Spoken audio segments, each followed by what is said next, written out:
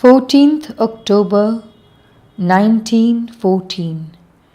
Translation by Sri Aurobindo. Mother Divine, Thou art with us every day.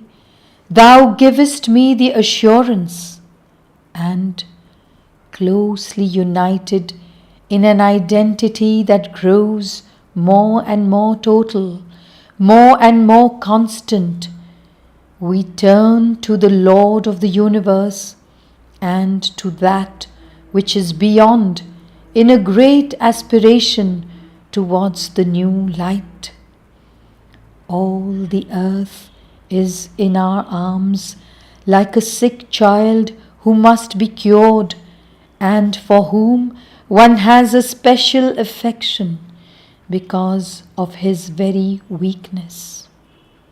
Cradled on the immensity of the eternal becomings, ourselves those becomings, we contemplate, hushed and glad, the eternity of the immobile silence, where all is realized in the perfect consciousness and immutable existence, miraculous gate of all the unknown that is beyond. Then is the veil torn, the inexpressible glory uncovered, and suffused with the ineffable splendor, we turn back towards the world to bring it the glad tidings. Lord, Thou hast given me the happiness infinite. What being, what circumstance can have the power to take it away from me? 16th October 1914. It is Thy will that I should be like a channel, always open, always wider, through which Thy forces may pour themselves in abundance on the world. O Lord, let Thy will be done. Am I not Thy will and Thy consciousness in a felicity supreme? The being grows immeasurably in largeness and becomes vast like the universe. October 17, 1914. O Mother Divine, the obstacles shall be overcome, the enemies appeased. Thou shalt dominate the whole earth with Thy sovereign love, and every consciousness shall be illumined with Thy serenity. This is the promise. October 23rd, 1914. O Lord, the entire being is ready, and it calls Thee to take possession of what is Thine. Of what service can be the instrument if the Master will not use it? And whatever be the mode of manifestation, it shall be well from the most humble, most obscure, most material, most outwardly limited, to the vastest, most brilliant, most powerful, most intellectual. The entire being is ready and waits in a passive silence until it is Thy will to manifest. October 25th, 1914. Translation by Sri Aurobindo. My aspiration to Thee, O Lord, has taken the form of a beautiful rose, harmonious, full in bloom, rich in fragrance. I stretch it out to Thee with both arms in a gesture of offering, and I ask of Thee, if my understanding is limited, widen it. If my knowledge is obscure, enlighten it. If my heart is empty of ardor, set it aflame. If my love is insignificant, make it intense.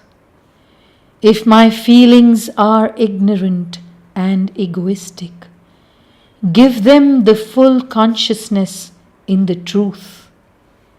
And the I, which demands this of Thee, O Lord, is not a little personality lost amidst thousands of others.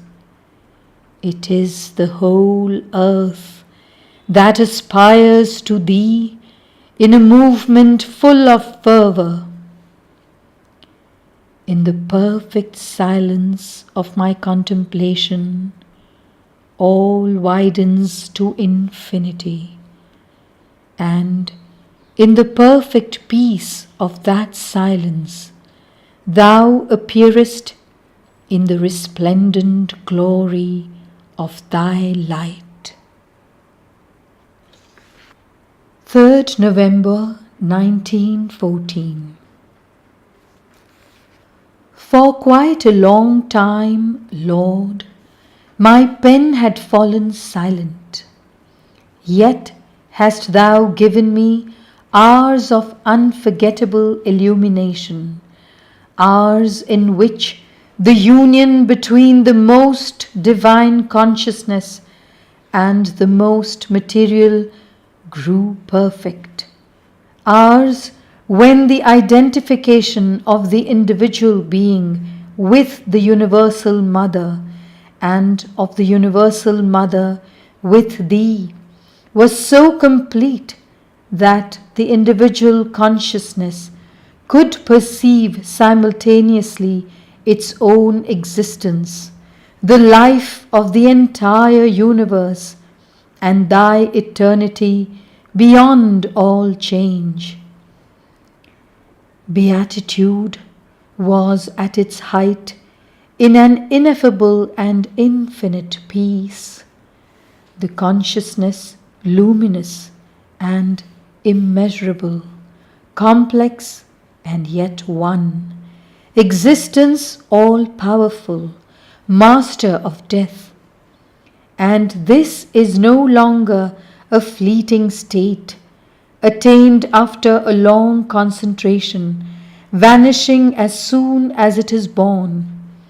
It is a state that can last long hours, full of eternity, hours at once instantaneous and interminable, a state brought about at will, that is to say, one which is permanent, one with which the most external consciousness comes into contact as soon as any occasion allows it, as soon as it is no longer occupied with a definite intellectual or physical task.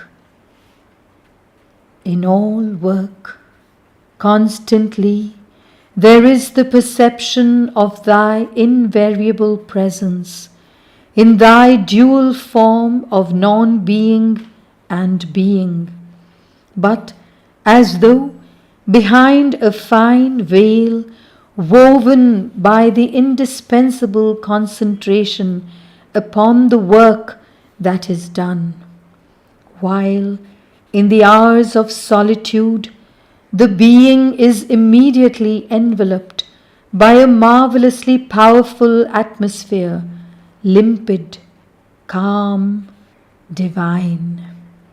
It lies merged within it, and then the life of splendor begins again in all its amplitude, all its complexity, all its sublimity. The physical body is glorified, supple, vigorous, energetic. The mind is superbly active in its calm lucidity, guiding and transmitting the forces of thy divine will.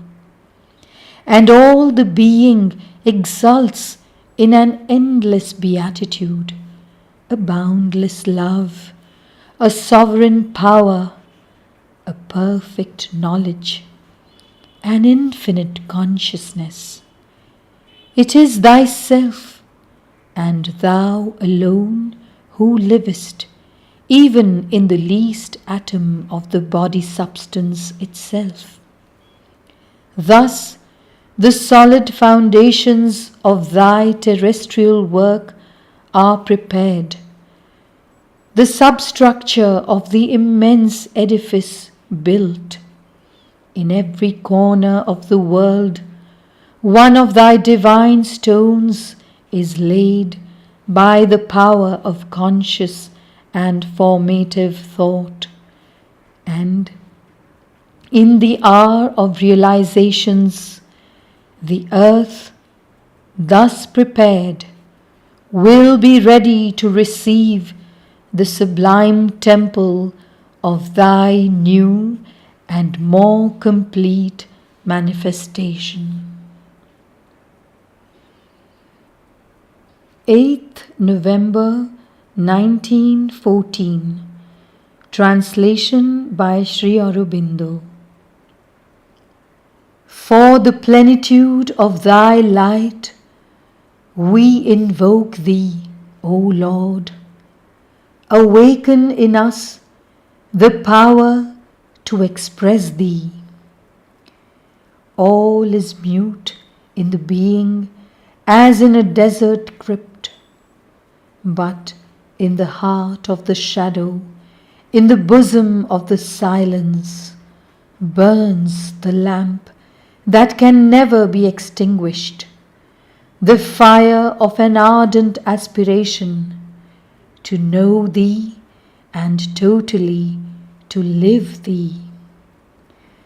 The nights follow the days, new dawns unweariedly succeed to past dawns, but always there mounts the scented flame that no storm wind can force to vacillate. Higher it climbs, and one day attains the vault still closed, the last obstacle opposing our union. And so pure, so erect, so proud is the flame that suddenly the obstacle is dissolved. Then thou appearest in all thy splendor, in the dazzling force of thy infinite glory. At thy contact, the flame changes into a column of light that chases the shadows away forever. And the word leaps forth, a supreme revelation.